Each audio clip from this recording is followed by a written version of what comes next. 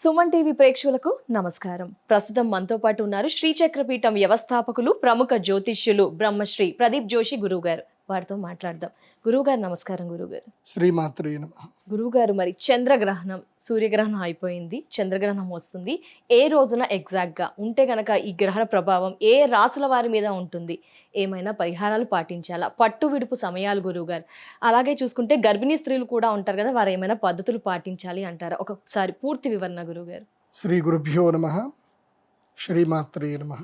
జయతి జగత సూను ప్రసూతిర్విశ్వాత్మా సహజభూషణం నపసః ధృత కనక సదృశ దశశత మయూఖ మాలార్చిత సవిత. శ్రీమాత్రే నమః. చంద్రగ్రహణం ఈ సంవత్సరము గ్రహణాలు 4 ఉన్నాయి. సూర్యగ్రహణాలు 2, చంద్రగ్రహణాలు 2. సాధారణంగా సూర్యచంద్రగ్రహణాలు ఒకే నెలలోనే ఏర్పడతాయి. అంటే 15 రోజుల గ్యాప్లో, ఒక నెల రోజుల గ్యాప్లోనే ఇటు అమావాస్య పౌర్ణమి గ్యాప్లోనే వచ్చేస్తాయి. సో మొన్న ఈ మధ్యనే ఫిబ్రవరి 17వ తారీఖు సూర్యగ్రహణం ఏర్పడింది. అది మనకి మాఘ అమావాస్య రోజు ఏర్పడింది. సో నెక్స్ట్ వచ్చేటువంటి పౌర్ణమి చంద్రగ్రహణం. సో ఇది పూర్వ ఫల్గుని నక్షత్రములో 2వ పాదములో సింహరాశిలో మార్చి 3వ తారీఖు పాల్గొన శుద్ధ పౌర్ణమి రోజున ఈ యొక్క చంద్రగ్రహణం ఏర్పడుతుంది. ఇది చాలా అద్భుతమైన చంద్రగ్రహణం. ఇది సింహరాశిలో సంభవిస్తుంది. సింహరాశికి అధిపతి ఎవరు అంటే సూర్యుడు. ఆ సూర్యుడు సప్తమము లోపల శత్రుక్షేత్రంలో తన కొడుకు దగ్గర ఉన్నాడు, శని క్షేత్రంలో ఉన్నాడు. దీనివల్ల మనకి ఇక్కడ తెలుస్తుంది ఏంటంటే కనుక ఈ గ్రహణ ప్రభావం వల్ల పరాభవ నామ సంవత్సరం ముందు జరుగుతున్నటువంటి గ్రహణము, అది కూడా పూర్వ ఫల్గుణ నక్షత్రం. పూర్వ ఫల్గుణ నక్షత్రానికి అధిదేవత ఎవరు అంటే భగ, అంటే సూర్యుడు. సూర్యుడి యొక్క ఒకానొక పేరు భగుడు అని పేరు. ఆ సూర్యుడి యొక్క నక్షత్రములో ఈ గ్రహణం ఏర్పడుతుంది కాబట్టి ఆ భగుడు ఎవరు అంటే ఆ సూర్యుడు ఐశ్వర్య ప్రదాత. మీరు ఎవరినైనా చూడండి, పూర్వ ఫల్గుని నక్షత్రంలో శుక్ర మహాదశలో ఎవరు పుడతారో వాళ్ళు పుట్టగానే వాళ్ళ ఇంట్లో అదృష్టం వచ్చేస్తుంది, వాళ్ళు లక్ వచ్చేస్తారు. మేము కూడా చెప్తా ఉంటాం, జ్యోతిష్యులను చెప్తా ఉంటాం, పూర్వ ఫల్గుని నక్షత్రంలో శుక్ర మహాదశలో అమ్మాయి పుడితే కళ్ళు మూసుకొని పెళ్లి చేసుకోండి, ఏం ఆలోచించకండి, ఆ అమ్మాయి మీ ఇంట్లోకి వచ్చేస్తే మీకు కనకవర్షం, ఇంకా డౌట్ లేదు అని చెప్పి. అట్లాగే ఒకే కూతురు ఉందనుకోండి, పూర్వ ఫల్గుని నక్షత్రంలో పుడితే వాళ్ళని కన్యాదానము చేసినా కానీ అల్లుడిని ఇల్లరికం తెచ్చుకోండి తప్ప ఇవ్వకండి అని చెప్తాం. కొడుకుంటే కూతుర్ని కన్యాదానం చేయండి, కొడుకు లేకపోతే మాత్రం అల్లుడిని ఇల్లరికం తెచ్చుకోండి అని చెప్తాం. అంత పవర్ఫుల్ నక్షత్రము పూర్వ ఫల్గుని నక్షత్రం. ఐశ్వర్య నక్షత్రం అంటారు, అది సౌభాగ్య నక్షత్రం. అలాంటి నక్షత్రములో గ్రహణం ఏర్పడుతుంది అని అంటే ఇది ఒక అవకాశంగా ఉంటుంది, కొంతమందికి నష్టము కలిగిస్తుంది.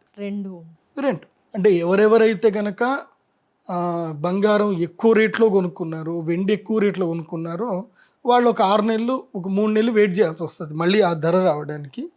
సో ఈ గ్రహణం రాగానే ఏంటంటే స్టాక్ మార్కెట్లు పడిపోవడము, అదేవిధంగా పెద్ద పెద్ద రాజకీయ నాయకులు ఎవరైతే దేశాధ్యక్షులు ఎవరైతే ఉంటారో అస్థిరత్వంగా మాట్లాడటము, వాళ్ళకి మనసుకు నచ్చినట్టుగా ఏది దొరుకుతుంది మాట్లాడటము, దానివల్ల స్టాక్ మార్కెట్లు వాలిటాలిటీకి ఎక్కువ గురి అవ్వడము, డబ్బులు ఆవిరైపోవడము, అసలు ఎక్స్పెక్ట్ చేయని స్టాక్స్ కూడా, ఏదైతే స్టాక్ ఇది పెరుగుతుంది అనుకున్న స్టాక్ కూడా సడన్గా పడిపోవడము, ఇలాంటివన్నీ కూడా దారుణంగా జరుగుతాయి. సో ఆల్రెడీ మనం ఫిబ్రవరి 17వ తారీఖు జరిగే సూర్యగ్రహణంకి 15 రోజుల ముందే మనకేం జరిగింది, జనవరి 30వ తారీఖు స్టాక్ మార్కెట్ భయంకరంగా కుదేలైపోయింది. ఆ రోజు అన్ని మెటల్స్, స్టాక్, బ్యాంక్ నిఫ్టీ, అన్నీ ప్రతి ఒక్కటి, ఇది అని కాదు అన్నీ కొత్త కుదేలాయి. అంటే 2008లో జరిగినటువంటి స్టాక్ మార్కెట్ ఏదైతే కుదేలైందో అది ఇప్పుడు జరిగింది. అట్లాగే భవిష్యత్తులో కూడా ఈ గ్రహణ ప్రభావం చేత కూడా మన భారతదేశంలో కానీ ప్రపంచవ్యాప్తంగా కానీ అన్నిట్లలో కూడా ఆర్థిక సంక్షోభాలు వచ్చేటువంటి అవకాశాలు ఉంటాయి. ఆర్థిక సంక్షోభాలు పక్కా వస్తాయి. దీనివల్ల సామాన్య వ్యక్తులకి ఏం కాదు, బడాబాబులకి కష్టం. ఎవరైతే కనుక ఇప్పటిదాకా బాగా సంపాదించుకున్నారో, ఒక ఉన్నత స్థాయికి ఎదిగారో వాళ్ళు కుదేలైపోతారు. అదే పరాభవం. పరాభవం అంటే సామాన్యుడికి ఏం కాదు, ఎవరైతే బాగా సంపాదించుకున్నారో, ఎవరైతే బాగా ఉన్నత స్థాయికి ఎదిగారో, సో ఎవరైతే విజయాలు సాధించారో వాళ్ళకి పరాభవం వచ్చేటువంటి అవకాశం ఉంటుంది. అంటే ముఖ్యంగా ఈ పోటీ ప్రపంచంలో ఉండేటువంటి వాళ్ళకి ఏంటంటే పరాభవాలు ఎక్కువ ఉండే అవకాశం ఉంటుంది. ఎవరైతే ఇప్పటిదాకా ఓడిపోయారో వాళ్ళు గెలిచే అవకాశం ఉంటుంది. సో తారుమారయ్యే అవకాశం ఉంటుంది ఈ యొక్క చంద్రగ్రహణ ప్రభావం చేత. అందుకే పూర్వ ఫల్గుణ నక్షత్రంలో భాగ్య నక్షత్రం జరిగింది కాబట్టి భాగ్య నష్టం ఎక్కువగా జరుగుతుంది. సస్యములు నష్టమవుతాయి, అకాల వర్షాలు పడతాయి. సో మళ్ళీ మామిడి ఏవైతే మామిడి రైతులకు మళ్ళీ కన్నీళ్ళే మిగులుతాయి. సో మామిడి పళ్ళ రైతులు జాగ్రత్తగా ఉండండి. ఇప్పటికైనా ప్రీవియస్గానే ఏదైనా మీ యొక్క మామిడి చిగురుకో దానికో ఏదో కవర్లు కట్టడమో ఏదో ఒకటి ఇప్పుడే చేసి పెట్టుకోండి. భయంకరమైన ఈదురుగాలులు వస్తాయి, మామిడి పూత పోతుంది, అలాగే మామిడి కాయలు కూడా నీళ్ళు రాలిపోయే అవకాశాలు అయితే ఉంటాయి. సో అది కాకుండా ఇంకోటి ఏంటంటే కూరగాయలు కూడా సస్యములు నష్టపోతాయి కాబట్టి కూరగాయల ధరలు భయంకరంగా పెరుగుతాయి. సో కామన్ మ్యాన్కి కష్టమవుతుంది కానీ రైతులకు మాత్రం లాభమే కలిగే అవకాశాలు ఉంటాయి. కానీ ఎక్కడ చూసినా ట్రేడరే లాభపడతాడులేండి. రైతుకి లాభం రాదు, కొనేవాడికి లాభం రాదు, మధ్యలో ట్రేడర్ మాత్రమే సంపాదించుకుంటారు. అది లోకవృత్తి అది.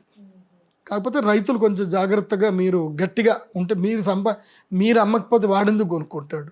మీరు గట్టిగా బిగుసుకొని కూర్చోండి. ఎందుకోసమంటే ఈసారి కూరగాయలకు ధరలు ఎక్కువగా పెరుగుతాయి. మీరు రాబోయేటువంటి జూలైలో టమాటాకు ధర ఎక్కువగా పెరుగుతుంది. ఈ చంద్రగ్రహణం ప్రభావం చేత సస్యముల మీద ప్రభావం ఎక్కువగా పడుతుంది. ఎన్ని రోజుల వరకు ఉంటుంది గురువుగారు ఈ ప్రభావము? మళ్ళీ చంద్రగ్రహణం వచ్చేంత వరకు ఒక మారుగా ఉంటుంది. అంటే ఇది సంవత్సరానికి మొదల్లో జరుగుతుంది కాబట్టి దీనివల్ల ఏంటంటే పువ్వులకి, పళ్ళకి, కూరగాయల మీద ఎక్కువగా నష్టం జరిగే అవకాశం ఉంటుంది. అంటే పంటలు ఎక్కువగా పండవు. గ్రహణం ఏదైతే ఉందో ఇది సింహరాశిలో సంభవిస్తుంది కాబట్టి సింహరాశి వాళ్ళకి ఇది అనర్థకం అవుతుంది, మంచిది కాదు. అలాగే ఎవరైతే రాజకీయ నాయకులు ఉంటారో వాళ్ళకి ప్రజల నుంచి ఎక్కువగా వైరుధ్యం ఏర్పడుతుంది, ప్రజల ద్వారా వైరుధ్యం ఏర్పడుతుంది. ఆ వైరుధ్యంతో రాజకీయ నాయకులకు కొంతమంది సీఎంలు కూడా మారుతారు, కొన్ని ప్లేస్లలో సీఎంలు మారుతారు. అట్లాగే మన భారతదేశానికి సంబంధించి బెంగాల్లో రాష్ట్రపతి పాలన కూడా వచ్చే అవకాశం ఉంటుంది. అక్కడ అల్లకల్లోలు ఎక్కువగా పెరుగుతాయి. సో రాబోయేటువంటి 2 నెలల కాలంలో ఆల్మోస్ట్ జూన్ వరకు సో భారతదేశంలో కొంచెము అలజడులు ఎక్కువగా ఉంటాయి. కొన్ని పేలుళ్ళు కానీ, తీవ్రవాదుల చర్యలు కానీ ఇవి ఉండేటువంటి అవకాశాలు ఎక్కువగా ఉంటుంది. ముఖ్యంగా ఆహారం కలుషితం అవుతుంది. అది ఇప్పుడే మనం చూస్తున్నాం. ఇప్పుడు రాజమండ్రిలో జరిగిన ఇష్యూ, ఇప్పుడు అసెంబ్లీలోనే అదే జరుగుతుంది. కల్తీ పాలు వచ్చాయి, దాంట్లో చాలా మందికి డయాలసిస్ అవుతుంది, 4 చనిపోయారని తెలుస్తుంది. నేను ఇది ఆల్రెడీ చెప్పాను, కల్తీ అవుతుంది, మంచినీరు కల్తీ అవుతుంది, ఆహార పదార్థాలు కల్తీ అవుతాయని చెప్పి. చంద్రుడు జలకారకుడు, సో జలముల పైన ప్రభావం ఉంటుంది. సో పూర్వ ఫల్గుణ నక్షత్రం ఏంటంటే వర్ష నక్షత్రం. ఎప్పుడైతే సూర్యుడు పూర్వ ఫల్గుణ నక్షత్రంలో అడుగు పెడతాడో పూర్వ ఫల్గుణ నక్షత్రంలో ఉత్తర ఫల్గుణ నక్షత్రంలో కలిపి మొత్తం 20 రోజులు ఉంటాడు. ఆ 20 రోజుల పాటు బ్రహ్మాండంగా వర్షం పడుతుంది. ప్రతి సంవత్సరం మీరు చూసుకోండి, సింహరాశిలో సూర్యుడు ఎంటర్ అవ్వగానే పూర్వ ఫల్గుని, ఉత్తర ఫల్గుని, హస్త, చిత్త ఈ 4 నక్షత్రంలో ఉన్నంతసేపు మంచి వర్షాలు పడతాయి. సో ఇప్పుడు నేను ఎందుకు చెప్తున్నానంటే ఆ పూర్వాపర నక్షత్రంలోనే గ్రహణం సంభవిస్తుంది కాబట్టి ఈ సంవత్సరము జలప్రళయాలు ఉంటాయి. జలము వల్ల క్షోభం కలుగుతుంది, నీటి వల్ల క్షోభం కలుగుతుంది. నీరు దొరకాల్సిన చోట దొరకదు. ఎక్కడైతే వద్దు అనుకుంటామో అక్కడ నీరు ఎక్కువగా అయిపోయి జల సమాధులు అయ్యే అవకాశం ఉంటుంది. అలాగే నీరు కలుషితం అవుతుంది, ఆహార పదార్థాలు కలుషితం అవుతాయి. ఈ సంవత్సరం ప్రధానంగా ఆహార పదార్థాలే కలుషితమవుతాయి. సో ఫుడ్ పాయిజన్స్ ఎక్కువగా జరుగుతాయి. కాబట్టి నేను ఫుడ్ ఇండస్ట్రీ ఎవరైతే సంబంధిత అధికారులు ఉంటారో మీరు ఎక్కువగా రైడింగ్లు చేయండి, ఎక్కువ స్టాఫ్ను పెంచుకోండి. అధికారులు కూడా ఐఏఎస్లు కానీ ఐపీఎస్లు కానీ ఈ ఫుడ్ సేఫ్టీ మీద కూడా ఎక్కువగా కన్సర్న్ చూపించండి. ఎందుకోసమంటే ఏమో తెలీదు, మీరు ప్రజలకు ఏమైతే అది అవుతుందేమో మీరు అనుకోవచ్చేమో. ఆ ప్రజల్లో మీ పిల్లలు కూడా ఉంటారు, మీ కుటుంబ సభ్యులు కూడా ఉండొచ్చు, మేబీ మీరు కూడా ఉండొచ్చు. సో అధికారులు, ప్రభుత్వ అధికారులు, గ్రూప్ 1 అధికారులు మీరందరూ కూడా దీని మీద దృష్టి కేంద్రీకరించండి. ఎందుకోసమంటే ప్రదీప్ జోషి చెప్పినవి అన్నీ జరిగాయి, ఇది కూడా జరిగే అవకాశాలు ఉంటాయి. కాబట్టి ఛాన్స్ తీసుకోవద్దు. నీటి మీద ఎక్కువగా సేఫ్ జోన్లో ఉంచండి, నీటికి ఎక్కువగా సెక్యూరిటీ ఇవ్వండి. వాటర్ బోర్డ్స్ దగ్గర కానీ వాటర్ సప్లై ఛానల్స్ దగ్గర కానీ సెక్యూరిటీ ఎక్కువగా ఇవ్వండి. అది బాగా గుర్తుపెట్టుకోండి. ఏదో మొన్న ఇదేదో ఇక్కడేదో వాళ్ళు ఏదో బిల్డింగ్ గులగొడతారు అని చెప్పి వాళ్ళకి ఏదో నోటీస్ ఇస్తే ఓ ముసలావిడ చెప్తుంది, ఐ థింక్ సుమన్ టీవీకి ఇచ్చిన ఇంటర్వ్యూలో చెప్తుంది అనుకుంటే, మమ్మల్ని ఖాళీ చేయడానికి నువ్వు అన్ని కోట్లు ఖర్చు పెట్టాల్సిన అవసరం లేదు నాయన, నీకు ఒక 10 రూపాయలు ఖర్చు చేస్తావు, నీకు ఐడియా చెప్తా, ఒక 10 రూపాయలు ఖర్చు చేసుకో చాలు, మొత్తం మా ఇల్లంతా నువ్వు మా అపార్ట్మెంట్ అంతా నువ్వు హ్యాపీగా తీసుకోవచ్చు నాయన అని చెప్పి ఆమె ఎంత బాధపడుతూ చెప్తుంది. ఒక 10 రూపాయలు విషం మా నీళ్ళలో కలిపాయి నాయన, మేము అందరం దాగి చచ్చిపోతే ఈ మొత్తం మా తీసేసుకో, మా శవాల మీద కావాలంటే నువ్వు గాంధీ తాతది కట్టుకుంటావో మీ తాతది కట్టుకుంటావో కట్టుకో అని చెప్పేసి అని ఆమె ఎంత బాధగా చెప్తుంది ఆ ముసలావిడ. సో అప్పుడప్పుడు భగవంతుడు ప్రజల నోట్ల నుంచి చెప్తాడు రాబోయే జరిగేది ఏంది అని, వాళ్ళ నోట్ల నుండి చెప్పిస్తాడు. కాబట్టి నీరు కలుషితం కాకుండా ప్రభుత్వాలు జాగ్రత్త పడండి.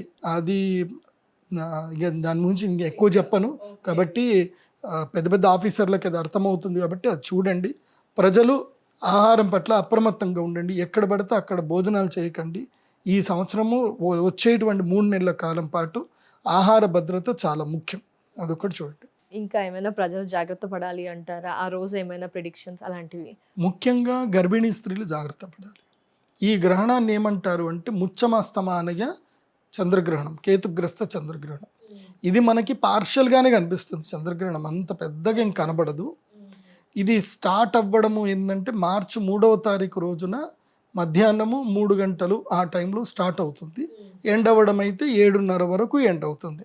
అంటే నేను హోల్ యూనివర్సల్ మన భూమికి మొత్తం చెప్తున్నాను, భూమి మీద ఎక్కడైనా సరే ఇది ప్రారంభం వస్తాను. మనకి కనబడేది మాత్రం మన భారతదేశంలో మన ఇప్పుడు తెలంగాణ ఆంధ్ర మన భారతీయులకి కనబడేది ఎక్కడ అంటే పౌర్ణమి కదా, తూర్పు వైపున చంద్రుడు ఉదయిస్తాడు. ఆ ఉదయించే చంద్రుడికి ఏదో కొంచెం లైట్గా పాక్షికంగా అంటే ఏదో 10% అక్కడ మనకి గ్రహణం కనబడుతూ ఉదయిస్తాడు. అందుకే ముచ్చమ అస్తమానయ అని అంటారు. అంటే గ్రహణంతో కూడుకున్న చంద్రుడు ఉదయిస్తూ ఉంటాడు. అంటే ఆ గ్రహణం మనకు కనబడదు, ఎందుకోసం అంటే భూమి తిరుగుతూ ఉంటుంది కాబట్టి ఎక్కడో ఆస్ట్రేలియాలో అక్కడ ఇక్కడ అంతా కనిపించి చిట్ట చివరి మన దగ్గర కనిపించడానికి ఏదో కొంచెం ఒక 10% మాత్రమే మన గ్రహణం కనిపిస్తుంది. అది కూడా కొంచెం రెడ్గా బ్లడ్ షేప్లో బ్లడ్ మూన్ అయితే కనిపిస్తుంది, మనకి బ్లడ్ మూన్ కనిపిస్తుంది. పూర్వ ఫల్గుణ నక్షత్రంలో రావడం వల్ల ఏంటంటే పిడుగులు ఎక్కువగా ఉంటాయి, వర్షాలు ఎక్కువగా ఉంటాయి. కాకపోతే అది ఎక్కడ పడాలో నీళ్ళు ఎక్కడెక్కడ ఒకే దగ్గర పడతాయి. కుంభవృష్టి అంటే క్లౌడ్ బస్ట్లు ఎక్కువగా జరుగుతాయి ఈ సంవత్సరం కూడా. సో అది అప్రమత్తంగా ఉండాల్సిన ఉండాలి. ఏదైనా ప్రకృతిని అయితే మనం ఆపలేం, అది జరుగుతుంది. సింహరాశి కాకుండా ఇంకా మిగతా రాశుల వారిపైన ఏమైనా ప్రభావం ఉంటుందా గురువుగారు? సింహరాశి వాళ్ళు ఏమైనా జాగ్రత్త పడాలి ఇంకా ఎస్పెషల్లీ అంటారా? ఎస్, 12 రాశుల వారికి గ్రహణ ప్రభావం. దీంట్లో అయితే కనుక ఈసారి ఎక్కువగా నష్టాలు ఎక్కువగా కనిపిస్తున్నాయి గ్రహణ ప్రభావం వల్ల. నేను గర్భిణీ స్త్రీలకు చెప్పేది ఏంటంటే కనుక గర్భము దాల్చిన స్త్రీలు అంటే 3వ నెల నుంచి ఉన్నటువంటి స్త్రీలు, మిగతా ఇంకా కన్సీవ్ అయ్యామా లేదా అని తెలియనటువంటి వాళ్ళైనా సరే, కొంచెం డౌట్ ఉన్న నెల తప్పినా సరే ఎక్కడికి బయటకు వెళ్ళకండి. ఈ 3వ తారీఖు ఎక్కడికి వెళ్ళకండి, ఇంట్లోనే ఉండండి. ఈ కర్ణ పిశాచిని తీసి దూరం పెట్టండి, దాన్ని ఏమంటారు మొబైల్ని తీసి దూరం పెట్టండి. ఆ ఒక్కరోజు మొబైల్ని కంప్లీట్గా అవాయిడ్ చేయండి. ఏ రేడియేషన్స్ మీ దగ్గరికి రాకుండా చూసుకోండి. ప్రధానంగా ఏంటంటే మంచి పుస్తకాలు దగ్గర పెట్టుకోండి, మంచి పుస్తకాలు చదవండి. సో ప్రశాంతంగా భగవద్ధ్యానం చేసుకోండి. గర్భిణీ స్త్రీలు అయితే కనుక మీరు 2 గంటల వరకు భోజనం చేయొచ్చు, దాంట్లో మీకు ఇబ్బంది లేదు. మామూలు భోజనాలు చేయండి. ఆ రోజు పాలు పెరుగు అవాయిడ్ చేయండి. అందరికీ చెప్తాను, పాలు పెరుగు అవాయిడ్ చేయండి. మామూలు భోజనాలు ఏమైనా ఉంటే 2 గంటల వరకు భోజనం చేయండి. 2 నుంచి 8 గంటల వరకు భోజనం చేయకండి, ఏమి తినకండి. ఏదైనా మంచినీళ్ళు తాగేది ఉంటే కనుక రాగి చెంబులో నీళ్లు పెట్టుకోండి, అందులోపలకు తులసి దళం వేసుకోండి, అవే మంచినీళ్ళు చక్కగా తాగండి. దానివల్ల ఏ దోషం కూడా రాదు. ఎందుకోసం అంటే ఈ గ్రహణాలు ఏమిటంటే నేను ఎంతోమంది జాతకాలు చూస్తాను కదా, గ్రహణ వేధతోటి గనక పిల్లలు పుడితే వాళ్ళకి అదృష్టాలు రావు. వాళ్ళ జాతకం చూస్తే అద్భుతంగా ఉంటుంది. మొన్ననే ఒక జాతకం చూశాను నేను. ఆ జాతకంలో వాడు కరెక్ట్గా గ్రహణం రోజే పుట్టాడు, 1982 అనుకుంటాను. షష్టగ్రహ కూటంలో పుట్టాడు. మొత్తం 6 గ్రహాలు ఒకే స్థానంలో ఉన్నాయి. వాడి పరిస్థితి ఎంత దారుణంగా ఉందండి, ఇప్పటిదాకా పెళ్ళి అవ్వలే. 82లో పుట్టాడు, ఇప్పటిదాకా పెళ్ళిళ్ళు కాలే. 6 గ్రహాలు ఒకే స్థానంలో ఉన్నాయి. వాడికి పెళ్లి కాలే, వాడి జీవితం ఏమవుతుందో అర్థమవుతలేదు, అట్లున్నాడు వాడు. సో అలా ఇంకోటి కూడా మొన్న రీసెంట్గా మనకి షష్టగ్రహ కూటమైంది, అప్పుడు కూడా పుట్టిన పిల్లలు ఉన్నారు. 2009లోనో 8లోనో ఒకటి జరిగింది. వాడు నా గరకా నా ఘాటుకా అన్నట్టున్నాడు. ఇటు పూర్తిగా చదవడు, తెలివి లేదని కాదు, మళ్ళీ అద్భుతంగా మాట్లాడతాడు. కొన్ని పరీక్షలో పాస్ అవుతుందంటే పాస్ అవ్వట్లా, ఉద్యోగం ఉందా అంటే లేదు, పని చేస్తాడా అంటే పని చేయడు. వాడు అటు కాదు ఇటు కాదు అన్నట్టు తయారైపోతున్నాడు.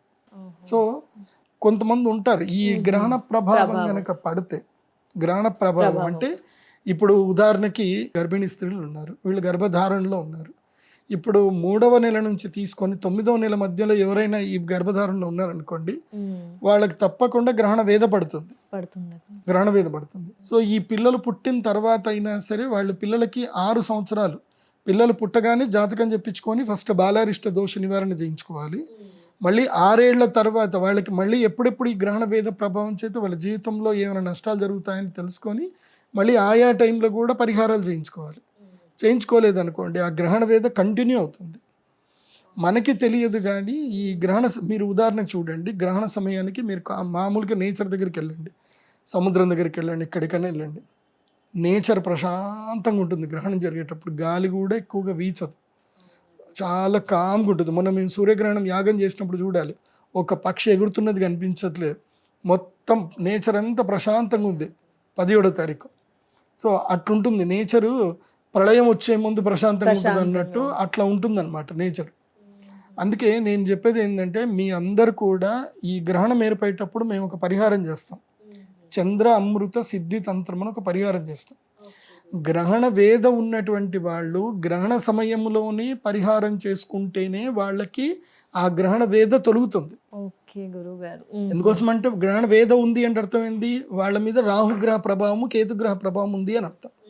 ఈ గ్రహణం సమయములో రాహుగ్రహాలకు కేతుగ్రహానికి ప్రీతిగా తర్పణం గనక వదిలి వాళ్ళకి గనక దానాలు చేసి చక్కగా హవిస్సు గనక చేస్తే గనక ఆ గ్రహణ వేద తగ్గుతుంది. దాన్నే అరిష్ట నివారణ తంత్రము అంటారు. సో అరిష్ట నివారణ తంత్రము జరగాలి, అమృత సిద్ధి కూడా కలగాలి, రెండూ జరగాలి. ఆ రెండు జరగాలంటే గ్రహణం సమయంలో హవిస్సు నివేదన చేయాలి, పూజ ఉంటుంది, ఆ పూజలో అటెండ్ అవ్వాలి, అమ్మవారి ప్రసాదం ఉంటుంది, తేనె ప్రసాదం తీసుకోవాలి. ఇంకోటి కూడా తెలుసా, మొన్న మిరాకిల్ జరిగాయి నా ఆశ్రమంలోనే, నేనే నమ్మట్లే అసలు, నేను నమ్మను మిరాకిల్ జరుగుతాయి, నేను నమ్మను, కానీ నాకే ఆశ్చర్యం అనిపిస్తుంది మంచి మిరాకిల్ జరుగుతుంది.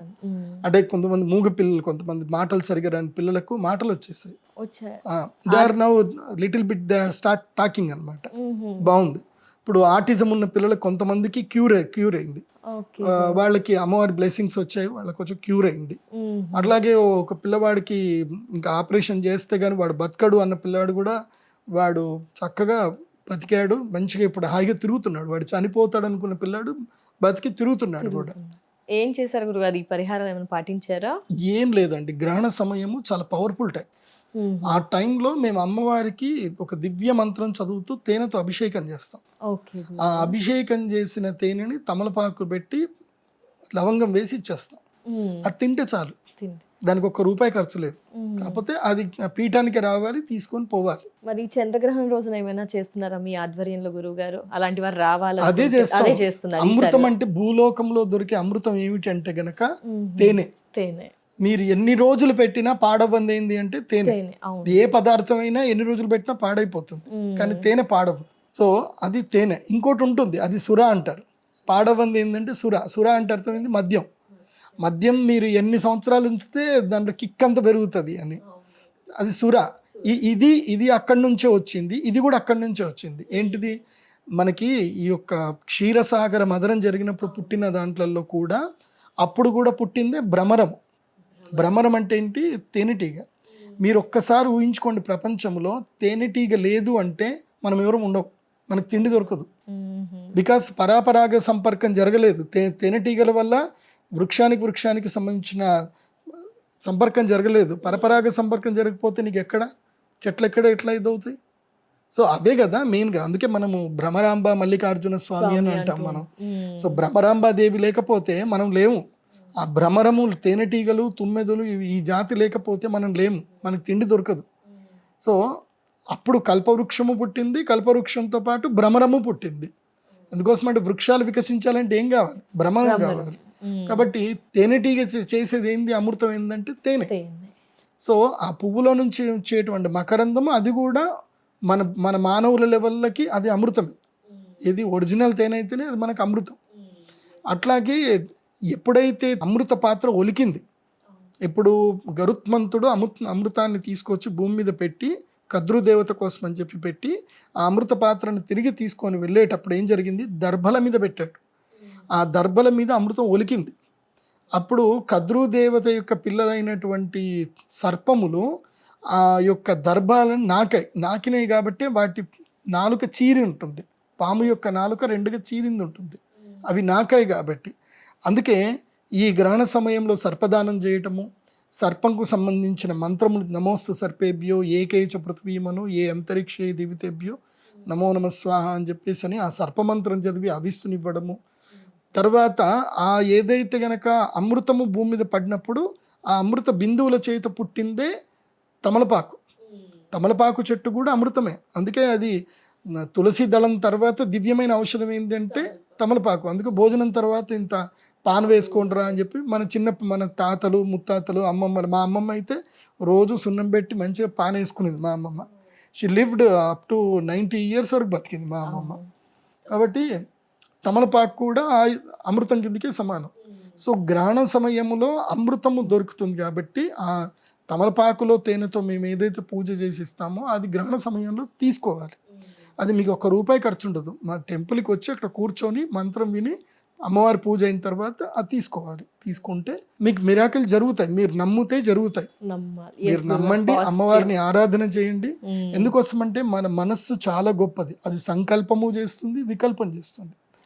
ఇప్పుడు మీరు డిప్రెషన్లో ఉన్నారనుకోండి, మీ ముందు పంచభక్ష పరమాన్నాలు పెట్టినా మీకు మనసుకి ఒంటికి ఎక్కదు. మీ మనసు మంచిగా ఉంది, కారం అన్నమైనా తినండి, ఆవకాయ అన్నమైనా తినండి, మంచిగా వెళ్ళిపోతుంది. మనస్సు బాగుండాలి. సో మీ మనస్సు మీరు అమ్మవారి మీద కేంద్రీకరించండి, భక్తిలో మీ మనస్సును ముంచండి, అక్కడికి రండి, అద్భుతాలు జరుగుతాయి.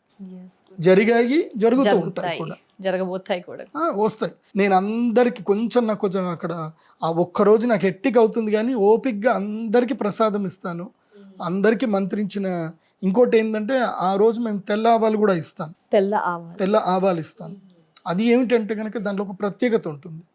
తెల్ల ఆవాలు ఏమిటంటే కనుక మంత్రభూయిష్టమైనటువంటి శక్తి వాటికి తొందరగా వస్తుంది. ఆవాలకి మీరు మంత్రశాస్త్రం తెలిసిన వాళ్ళకి తెలుస్తుంది ఆవాల యొక్క గొప్పతనము. కాబట్టి ఆ తెల్ల ఆవాలు ఇస్తాం. ఏంటంటే అది ఎవరికి అనంటే ఎవరికైతే భూములు అమ్ముడుపోవాలో, మా భూములు అమ్ముడుపోవట్లేదండి, మాకు అది పోతే మాకు ఏమైనా డబ్బులు వస్తాయి, మాకు శత్రుబాధ ఎక్కువ అవుతుంది, మాకు చీడపీడలు ఎక్కువగా ఉన్నాయి అన్నటువంటి వాళ్ళకి ఏంటంటే ఆ రోజు అందరికీ సమానంగా మంత్రించిన తెల్లవాళ్ళు ఇస్తాం. అవి వాళ్ళ ఇంట్లో పెట్టుకొని వాళ్ళ భూమి ఏదైతే ఇప్పుడు ఒక అగ్రికల్చర్ ల్యాండ్ ఉంది, సరిగ్గా పంటలు పండట్లేదు అనుకుంటారనుకోండి, అది వెళ్ళి రోహిణి నక్షత్రం రోజున తెల్ల ఆవాలు మేమైతే ఇస్తామో, రోహిణి, హస్త, శ్రవణ ఈ 3 నక్షత్రాల రోజున ఆ తెల్ల ఆవాలు తీసుకొని వెళ్ళి వాళ్ళ పొలంలో చల్లుకున్నారనుకోండి, వాళ్ళు ఏ అభీష్టంతో చల్లుతారో అభీష్టం నెరవేరుతుంది. ఈసారి పంట బాగా పండాలి అనుకుంటే పంట కూడా మంచిగా పండుతుంది. అలాగే అమ్ముడు పోవాలి అనుకుంటే అమ్ముడు కూడా పోతుంది. అదే పొలంలో లిటిగేషన్లో ఉన్నాయి, ఇబ్బందుల్లో ఉన్నాయి, కోర్టు కేసులు ఇబ్బందులు ఉన్నాయి, అదే తెల్ల ఆవాలు తీసుకొని వెళ్ళి ఏం చేయాలంటే ఆరుద్ర నక్షత్రం రోజున ఆ తెల్ల ఆవాలు చల్లాలి. చల్లితే లిటిగేషన్స్ అన్నీ కూడా తొందరగా పోయి ఏదో కాంప్రమైజ్ సెటిల్మెంట్ ఏదో ఒకటి పరిష్కార మార్గం అయితే దొరుకుతుంది. సో అట్లా పరిష్కారం చేసుకోవచ్చు. లేదు డబ్బులు ఎక్కువగా దొంగతనాలు చేశారు, మా డబ్బులు తీసుకున్నారు, అప్పులు తీసుకున్నారు, మేము తిరిగి ఇవ్వమన్నా తిరిగి ఇవ్వట్లే, మేము ప్రామిసరీ నోట్ రాయించుకోలేదు, ఏం ఒక నోటి మాట కొద్దికి ఇచ్చాము, అవసరం అని ఇచ్చాము, వాళ్ళు మాకు తిరిగి ఇవ్వట్లే, ఇలాంటి కొన్ని ఉంటాయి బాధలు. అలాంటి వాళ్ళకి ఏంటంటే ఈ తెల్లవాళ్ళు ఏదైతే నేను ఇస్తానో మిగతా వాళ్ళ దగ్గర ఉండే ఇంకొక 1 కిలో తెల్లవాళ్ళు అవి కలుపుకొని ఓం ద్రాం దత్తాత్రేయాయ నమః అన్న మంత్రం చదువుతూ ఆరుద్ర నక్షత్రం రోజున రావి చెట్టు యొక్క పుడకలు, రావి చెట్టు నుంచి లేదా మర్రి చెట్టు నుంచి స్వయంగా పడినటువంటి సమిదలు ఉంటాయి, ఎండిపోయి పడ్డ సమిదలు ఉంటాయి, అవి ఏరుకోవాలి. అవి అశ్విని భరణి నక్షత్రంలో ఏరుకోవాలి. అశ్విని భరణి కృత్తిక రోహిణి నక్షత్రం రోజుల్లో ఏరుకోవాలి. ఏరుకొని ఆరుద్ర నక్షత్రం రోజున ఎక్కడైనా ఇంట్లో చేయకూడదు, ఇది ఇంట్లో చేయకూడదు. ఆరు బయట ఎక్కడైనా సరే, లేదంటే ఇంటి దాబా పైన కానీ, లేదంటే మీ పొలంలో కానీ, వేరే ఎక్కడైనా సరే ఆరు బయట చేయాలి. బయట చేయాలి, ఏం లేదు. వాటన్నిటిని కూడా ఒక బియ్యపిండి ఉంటుంది కదా, బియ్యపిండితోటి ముగ్గు వేయాలి. అంటే ఒక స్క్వేర్ వేసి దానికి మళ్ళీ ఆపోజిట్ స్క్వేర్ వేస్తే 8 కోణాలు వస్తాయి. ఇప్పుడు స్క్వేర్కి ఆపోజిట్ స్క్వేర్ వేస్తే 8 కోణాలు వస్తాయి. ఆ 8 కోణాల మధ్యన ఈ యొక్క ఒక కర్పూరం పెట్టేసి, ఈ సమిదలు పెట్టి కర్పూరం వెలిగించి, ఈ సమిదలన్నీ కూడా వెలిగిస్తూ అగ్ని వస్తున్నప్పుడు ఈ యొక్క ఏదైతే ఉంటుందో తెల్ల ఆవాలు ఉంటాయో, ఆ తెల్ల ఆవాల్ని దాని లోపల నువ్వుల నూనె, లేకపోతే బర్రె నెయ్యి, ఆవు నెయ్యి కాదు, మహిష నెయ్యి, మాయిషం ఘృతం అంటారు అది. సో బర్రె నెయ్యి కొంచెం వేసి, లేదంటే మీకు అంత మీరు బడ్జెట్ లేకపోతే నువ్వుల నూనె వేసి, మీకు ఒకవేళ నిజంగా దుఃఖం వస్తుంది, ఏడుపు వస్తుంది, వాళ్ళు మిమ్మల్ని అంత బాధ పెట్టారు, మీకు కన్నీళ్ళు వచ్చేంత బాధ పెడితే ఎస్, మీ కన్నీళ్ళు కూడా దాంట్లో వేయండి. ఓకే గురువుగారు, అది అది అది రియల్ ఆజ్యం. అది దానికి ఉన్న పవర్ వేరే. అది వేసి దత్తమంత్రం చెప్పండి. ఎందుకోసం అంటే కలియుగములో సమస్త ఈ భూలోకంలో ఉండే సమస్త పిశాచ గణాలన్నింటినీ కూడా కంట్రోల్ చేసేది దత్తాత్రేయ స్వామి. కాబట్టి దత్తమంత్రం చదవండి. ఆయన శిష్యుడే కార్తవీర్యార్జునుడు. సో కార్తవీర్యార్జునుడిని మనసులో స్మరించుకుంటూ ఓం నమో భగవతే కార్తవీర్యార్జునాయ, ఓం నమో భగవతే కార్తవీర్యార్జునాయ, అది హూం ఫట్ స్వాహ అంటారు. అది మీకు మంత్రం రాకపోతే అనకండి. ఓం నమో భగవతే కార్తవీర్యార్జునాయ హూం ఫట్ స్వాహ అనుకుంటూ 108 సార్లు ఈ యొక్క తెల్లాబాలు వేయాలి. మళ్ళీ ఇంకో 108 సార్లు ఓం ద్రాం దత్తాత్రేయాయ నమస్వాహ అనుకుంటూ 108 సార్లు వేయండి. ఆ తర్వాత చూడండి, మీ పని మీకు అవుతుంది. దీంట్లో ₹1 ఖర్చు లేదు, ఏ పంతులకి ఏం పిలవాల్సిన అవసరం లేదు, మీకు మీరే చేసుకోవచ్చు. కాకపోతే ఆ హోమం చేసేటప్పుడు స్క్వాట్ కూర్చోవాలి. స్క్వాట్ కూర్చోవాలి అంటే నీ 2 అరికాళ్ళు మాత్రమే భూమికి అంటాలి. నీ పృష్ఠము ఏది నీ భూమికి అంటకూడదు. స్క్వాట్ కూర్చొని చెయ్యాలి. అది చేయగలిగితే చేయండి, లేకపోతే కూర్చొని చేసుకోవచ్చు. అంటే మేము తంత్రశాస్త్రజ్ఞం కాబట్టి మేము ఎలా చేస్తాము అనేది మాకు తెలుసు. మేము అంటే అందరూ చేయడం కష్టమేమో గురువుగారు. చెయ్యాలి, అది సిద్ధం ఉండాలి అది. సో అలా చేస్తే తొందరగా ఫలితం లభిస్తుంది. లేదన్నా కూర్చొనైనా చెయ్యండి. కాకపోతే కింద భూమికి నేలకి మీ పృష్ఠం ఆనకూడదు. ఏదన్నా ఆకు లేకపోతే ఏదన్నా క్లాత్ కానీ ఏదైనా వేసుకొని కూర్చోండి. దర్భచాపలు వేసుకొని కూర్చున్నా మంచిదే, వేసుకొని కూర్చొని చేసుకోండి. ఇది గ్రహణ సమయంలో గురువు దగ్గర నుంచి తీసుకోవాలి ప్రసాదంగా. తీసుకొని చేసుకుంటే గనక తప్పకుండా ప్రయోజనం జరుగుతుంది. ఇంకొకటి కూడా, ఈ గ్రహణ సమయంలో ఏదైతే మేము తెల్లాబాలు ఇస్తామో ల్యాండ్ అమ్ముడు పోవట్లేదు అనే వాళ్ళకు కూడా ఒక పరిహారం ఉంటుంది. ఇచ్చిన తెల్లాబాలు తీసుకొని ఏం చేయాలంటే ఆ ల్యాండ్కి వెళ్ళి, అయితే మీకు ల్యాండ్ మీ ఇంటి దగ్గరనే ఉందనుకుందాం, మీ ఇంట్లోనే 1 కిలో వంట వండుకోండి. యాక్చువల్లీ చేయాల్సిన పద్ధతి ప్రకారం చెప్తాను, నేను మళ్ళీ ఏమి ఈజీ మెథడ్స్ ఏం లేవు. వాస్తవంగా మీ భూమి అమ్ముడు పోవాలి, మీకు ఆ భూమికి మంచి రేట్ రావాలి, అమ్ముడు పోవాలి, దానికి ఆకర్షణ శక్తి రావాలి. భూమిని ఎవరైనా చూడగానే వెళ్ళగానే కొనాలి అన్న భావన వాళ్ళకి రావాలి అంటే ఏం లేదు, ఆ భూమిలోకి వెళ్ళాలి. ఏదైతే కనుక హస్తా నక్షత్రం రోజున, హస్తా నక్షత్రం గొప్ప నక్షత్రం, ఆ నక్షత్రం రోజున భూమి దగ్గరికి వెళ్ళి కర్రలు పెట్టి ఒక గిన్నె తీసుకొని వెళ్ళాలి. ఇంటి నుంచి వెళ్ళేటప్పుడే అందులోపల 1 కిలో బియ్యం మంచిగా చక్కగా కడిగి, బియ్యం ఉడుకుతున్నప్పుడు ఇంత పసుపు, అందులోపల ఇంత బెల్లం, తర్వాత నెయ్యి, ఆవు నెయ్యి కానీ బర్రె నెయ్యి కానీ ఏదైనా సరే మంచి నెయ్యి వేసి దాన్ని చక్కగా బెల్లం అన్నంలాగా తయారు చేయాలి. తయారు చేసి అరిటాకు దొరికితే అరిటాకు, లేకపోతే విస్తారాకు దొరికితే విస్తారాకు, ఏమైనా అరిటాకు అయితే మంచిది. ఒక పెద్ద అరిటాకు తీసుకొని అరిటాకు నిండా ఆ అన్నం పరిచేయాలి. అన్నం పరిచేసి దాని చుట్టూ తెల్లావాలు వేయాలి. దాని చుట్టూ తెల్లావాలు వేసి కొబ్బరికాయ కొట్టి దండం పెట్టి ప్రకృతి దేవతకి దండం పెట్టుకోవాలి. ఆ భూమాతకి భూదేవతకి దండం పెట్టుకోవాలి. ప్రకృతి దేవత, ఈ భూమికి ఆకర్షణ శక్తిని ఇవ్వండి, మేము ఇది భూమిని అమ్ముదాం అనుకుంటున్నాము, ఆకర్షణ శక్తిని ఇవ్వండి.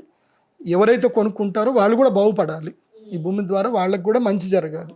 ఎందుకోసం అంటే నేచర్కి ఏదైతే ఇస్తావో నీకు అదే వస్తుంది. ఎవరికైతే వాడికి అంటబెట్టేద్దాము అని ఆ ఫీలింగ్ పెట్టుకోవద్దు. ఎవరు కొనుక్కున్నా వాళ్ళకి భూమి వల్ల వాళ్ళకి లాభం కలగని అన్న మా ఆలోచనతోటి, మంచి ఆలోచనతోటి కొబ్బరికాయ కొట్టి ప్రకృతికి నైవేద్యం పెట్టేసి మీరు వచ్చేసేయండి. అవి పశుపక్షాదులు తిన్నా, చీమలు తిన్నా, ఏది తిన్నా అవి బ్లెస్సింగ్స్ ఇస్తాయి. ఒకటి గుర్తుపెట్టుకోండి, బ్లెస్సింగ్ అనేది ఎవరైనా ఇస్తారు. వాళ్ళ కడుపు నింపితే చాలు వాళ్ళు బ్లెస్సింగ్స్ ఇస్తారు. ఆ బ్లెస్సింగ్ అనేది అద్భుతంగా ఉంటుంది. అందుకే అన్నదానం మహాదానం విద్యాదానం తతప్పరం. సో అయితే నువ్వు అన్నదానం చేయి, ఆ అన్నదానం వల్ల నీకు బ్లెస్సింగ్స్ వస్తాయి. సో ప్రకృతికి అన్నదానం చేయాలి, మనుషులకి విద్యాదానం చేయాలి. వాటికి నువ్వు విద్య ఏం నేర్పిస్తావు? వాటి నుంచి నువ్వు నేర్చుకోవాలి. మనం పిట్టల నుంచి మనం ఇల్లు ఎట్లా కట్టుకోవాలో మనం నేర్చుకోవాలి. కాబట్టి ప్రకృతి నుంచి మనం నేర్చుకోవాలి, ప్రకృతికి అన్నం పెట్టాలి. ప్రకృతి సొంతంగా చేసుకోలేనిది ఆహారమే. అందుకే భగవంతుడు ప్రకృతికి జంతువులకి మధ్యన మనిషిని ఒక అనుసంధానంగా పెట్టాడు, ప్రకృతిని అనుసంధానంగా పెట్టాడు. ఆ ప్రకృతిలో ఉండే జంతువులకి మీరు హామ్ చేయకుండా వాటికి ఫుడ్ అనేది ఇవ్వండి. ఎందుకోసమంటే అవన్నీ కూడా తిరియగమనములు, అవి ఆహారం కోసమే తిరుగుతాయి, వాటికి వేరే ఏ ఆశ ఉండదు. ఒక్క మనిషికి తప్ప, ఈ భూప్రపంచంలో ఒక్క మనిషికే డిఫరెంట్ ఆ కోరికలు ఇక ఉంటాయన్నమాట. అవి లెక్కలేనని ఉంటాయి అన్నమాట, ఎన్ని నేను చెప్పలేను. కానీ వాటికి ఉండే కోరిక ఒక్కటే, ఆహారము, పునరుత్పత్తి, తర్వాత తమ సంతానాన్ని కాపాడుకోవడం. అంతే, తమ జాతిని కాపాడుకోవాలి, మంచి ఆహారం తినాలి, తమ జాతిని వృద్ధి చేసుకోవాలి. ఈ మూడు ఆలోచనలు వాటికి, ఇంకా ఏ ఆలోచన వాటికి ఉండదు. కాబట్టి ఆ ప్రకృతికి మనం హితం చేయాలి. హితం చేయడం వల్ల అన్నీ మంచి జరుగుతాయి. చాలా చాలా ధన్యవాదాలు గురువు గారు. చంద్రగ్రహణం గురించి పూర్తి వివరణ, ఏ రాసుల వారి మీద ఎలాంటి ప్రభావం, పరిహారాలు అన్నీ కూడా వివరించినందుకు చాలా ధన్యవాదాలు గురుగారు. నమస్కారం. శ్రీమంతుడు.